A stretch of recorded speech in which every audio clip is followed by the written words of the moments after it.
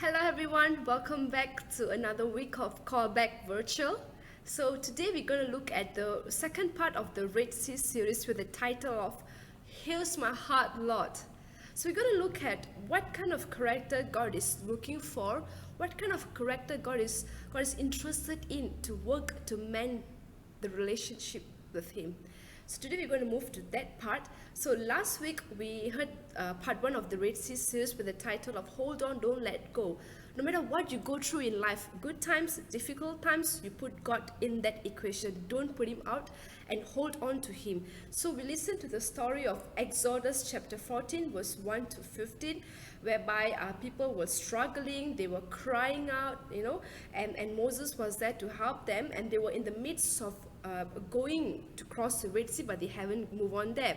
And we listened to verse 1 to verse 15, whereby they were afraid, they were crying, and God through Moses spoke to the people and said, the Lord will fight for you and you shall hold your peace. It's the same thing God is speaking to us today in this current phenomena, this current season of our life, or this current chapter of our life.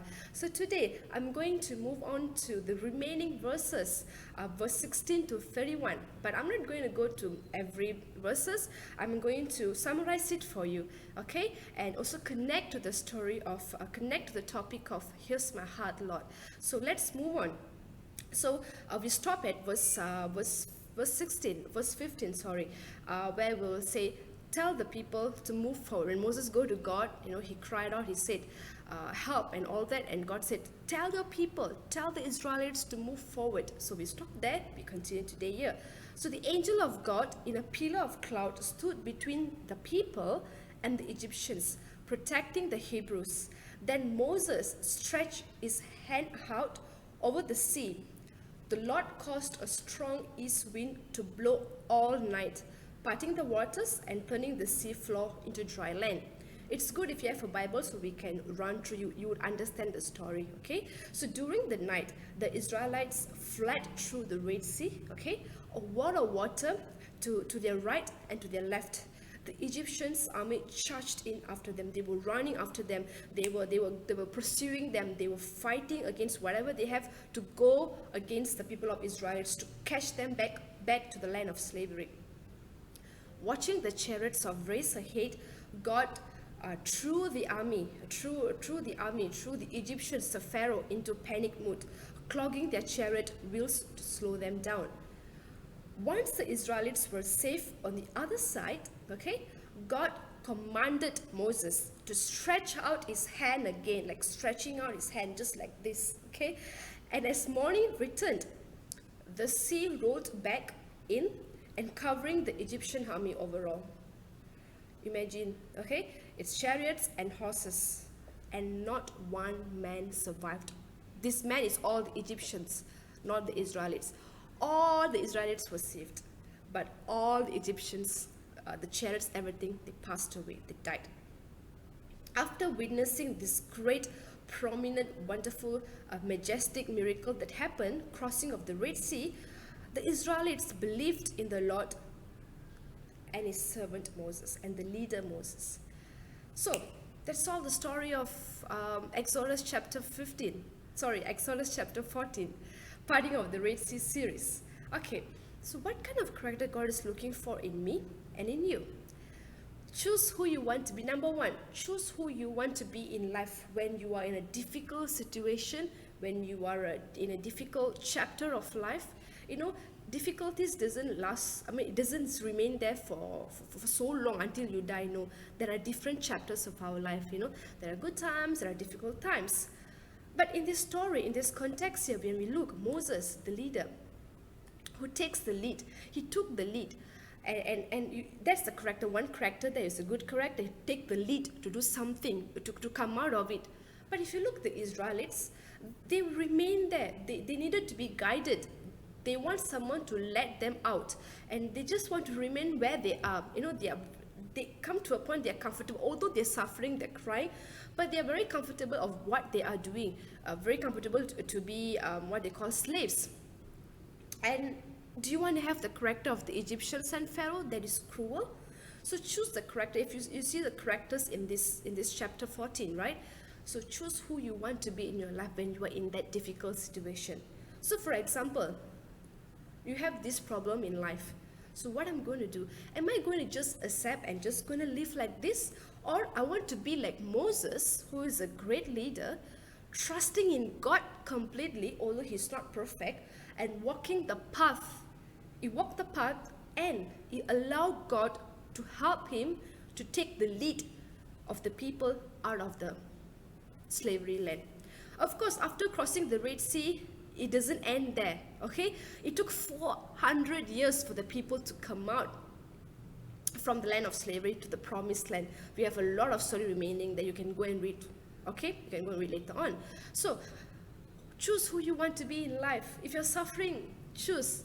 I'm not going to say I'm going to work. If there's a problem, I'm going to find a solution for it and I'm going to work on it. All right. Secondly, always say this: my God is bigger than my failures. My God is bigger than my fear. My God is bigger than my enemies. My God is bigger than my struggles. My God is bigger than the COVID-19 pandemic. Say this every day, because our God is a big, great God. And you walk in the authority God gave us. God gave the Israelites the authority. God gave the same authority to Moses. God gave the same authority to us. But how are we using it? Moses used it very well because he knew God. He surrendered to God. Like the Israelites, they doesn't know the authority they carried as people of God. You know, they knew, but they don't want to do anything. Maybe some of them, they were blinded. They can't see the authority that God gave them. They simply give in to life circumstances. You know, although they saw before crossing of the Red Sea phenomena, before crossing of the Red Sea, I would say miracle, okay? They saw the 10 plagues coming in. The 10 plagues was all kind of plagues, okay? And they all destroyed, they suffered for Pharaoh and also the Egyptians. But the Israelites, nothing happened to them. They were all doing fine. They saw all this, but they're still afraid when it comes to the Red Sea. Crossing of the Red Sea, okay? They're still afraid crossing of the Red Sea, that journey. And I would like to just add on here, I would like to connect to a scripture here which is very close to my heart and something that I think that needed during this time, during this pandemic time, and no matter what struggles that you're going through in life, I would like to just emphasize this here, which is remember Isaiah 41 verse 10. Beautiful, beautiful, I would say, a beautiful assurance God gave us, a beautiful promise God gave us, I would say, that He will work that for us, which is, fear not. God says this: fear not, for I am with you. Do not be dismayed, for I am your God. I will strengthen you. Yes, I will help you, and I will uphold you with my righteous right hand. If you break down this verse, if you break down each words, I tell you, it's just only one verse, you know, but if you break down each sentences, it's beautiful.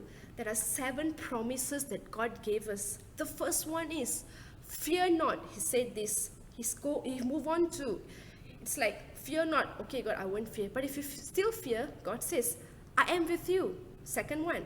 Third one, God says, do not be dismayed. The fourth one, for I am your God. You're still afraid, you're still scared. But God, I'm still scared of what's going on. I'm still struggling, and I don't know what, I'm clouded. I don't know what's happening next. God says, I will strengthen you. And then God move on. Number 6, He said, yes, I will help you. Number 7, the last one, I will uphold you with my righteous right hand. He did that for Israelites. He did that for the people of Israel. He's going to do that for us also. He's our God. He's the same God that we worship. So my dear friends, I'm going to move on this searching of the heart. You know, sometimes we search for something. God is always like that. He looks and He searches your heart, not your outer appearance, not how you dressed up, not how you look, no, not how your physical feature is, not your qualifications, not your certs, your academics, or how you look, or your money, your materials. No, God looks your heart. If you see in Exodus chapter 4 verse 10, okay, you just flip, you go to the Exodus chapter 4 verse 10, where when God called Moses to be the leader, These are the things Moses said. Moses said to the Lord, "Oh my Lord, I'm not eloquent, neither before, neither before, nor since you have spoken to your servant, but I'm slow of speech and slow of tongue." Moses has weakness. You might be thinking Moses is perfect leader, fantastic leader, he's trained. No, yes, of course, he is trained, but of course he has his weakness. But what he did with his weakness, he surrendered to God. He gave to God to work with that weakness.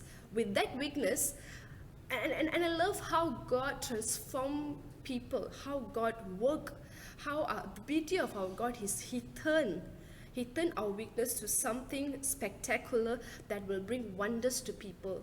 Even we ourselves, sometimes I'll be thinking, sometimes I don't have confidence of doing something, okay, maybe achieving some things academically, working wise and all that.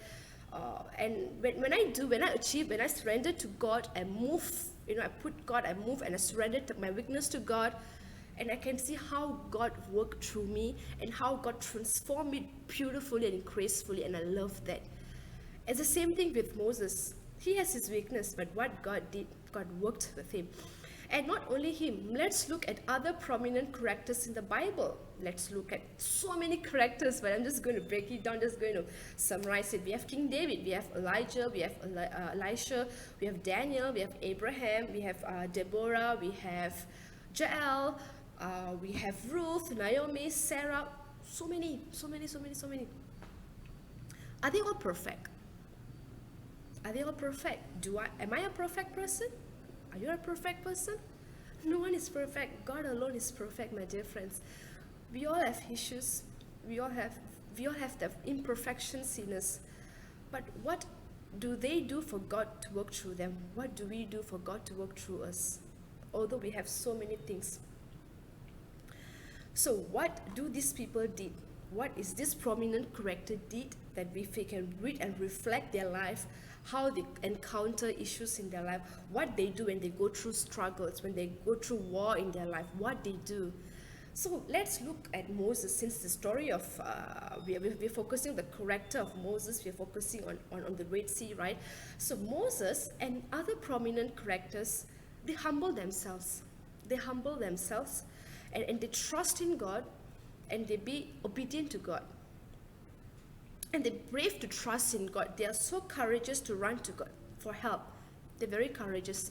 Sometimes we ourselves, we will be very, you will be thinking God is so big, so majestic, is up there, and I'm here, and I'm scared to run to God for help. Or maybe sometimes you feel tired to run to God for help.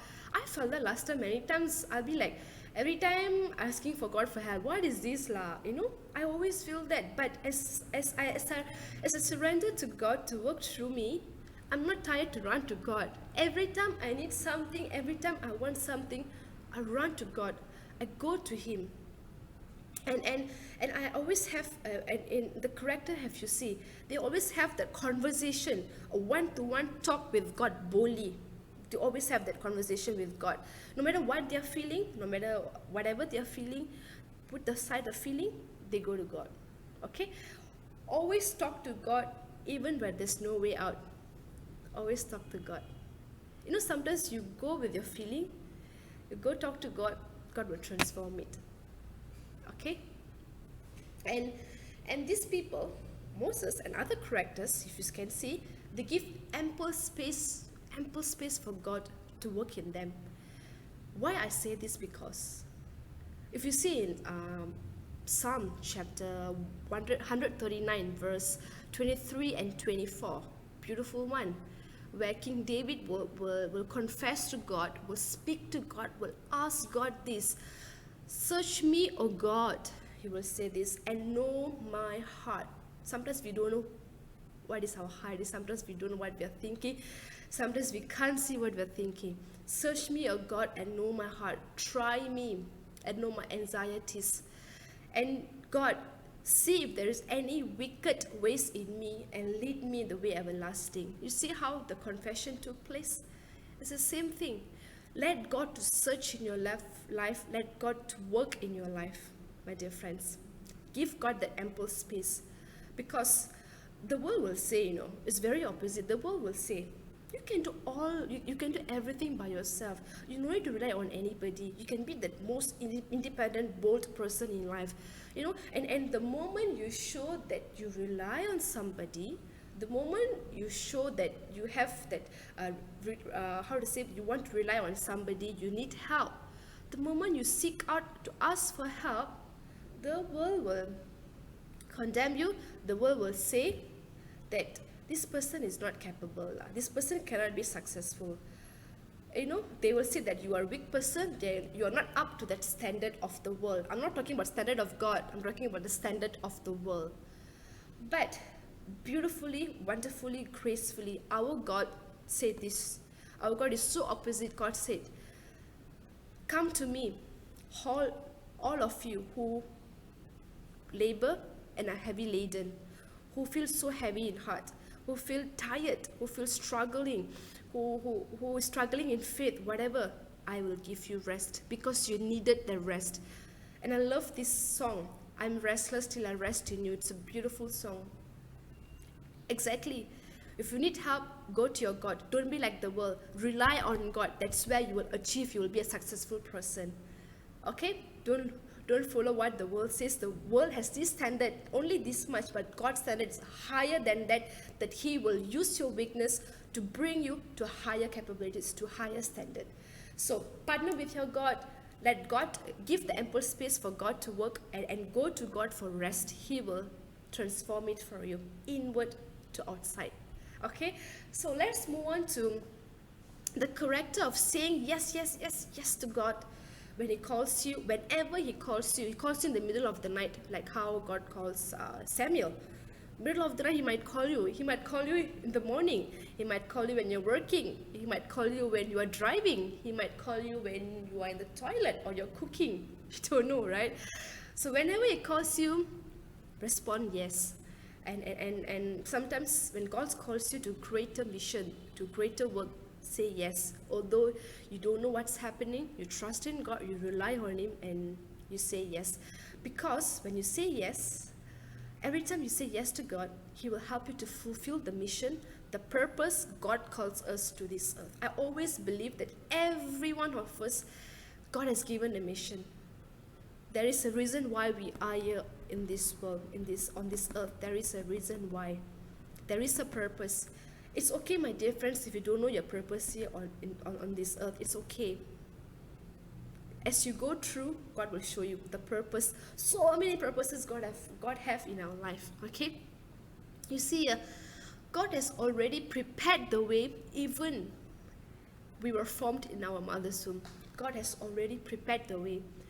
Right now, what He's doing is He's preparing us towards the goal that He has for us. Moses, if you look at the story of Moses and the Israelites, one thing they need is they need to rely on God's power to be manifested, and in the miracle of the crossing of the Red Sea.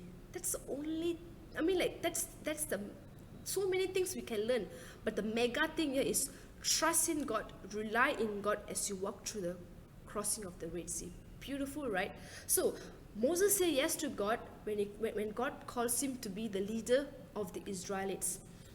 But let me tell you, he wasn't a, yes God, I'm ready, yes God, I will say yes to lead the people. No, Moses was not like that. Of course, he has so many of hiccups along the way. No, God, I don't want this, I don't want that, excuses, I'm not, I'm not perfect leader and all that. The same thing with us. Sometimes when God calls you to do something, we give so many reasons. But even if you give reasons, as you go through the process, you say yes to God. Okay? So Moses allowed God to work in him. Moses allowed that space, he allowed God to work in him. That pushed him to say yes to God. That was a thing, because he allowed God pushed him to say yes. So sometimes, my dear friends, we need God's push to do something in life. But my dear friends, when God is pushing you along the way, you need to do what you need to do. Okay? So let's move on. I love this. Just the two of us time daily. Just the two of us. Just the two of us. Just the two of us is what? Is you and your God. It's a preparation before you face a battle in life. You see here, Moses had his time with God before he led the people to cross the Red Sea. He had his ample time with God. God trained him, God worked in him, God meant him.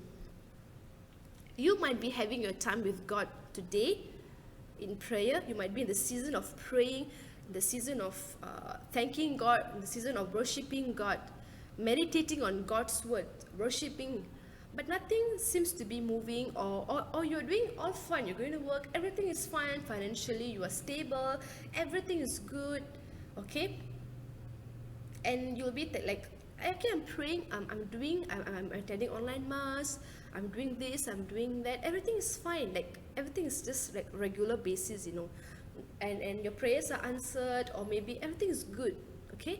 But let me tell you this, those time that you spend in the presence of God is so vital, is so important, as it will strengthen you during your difficult chapter of life.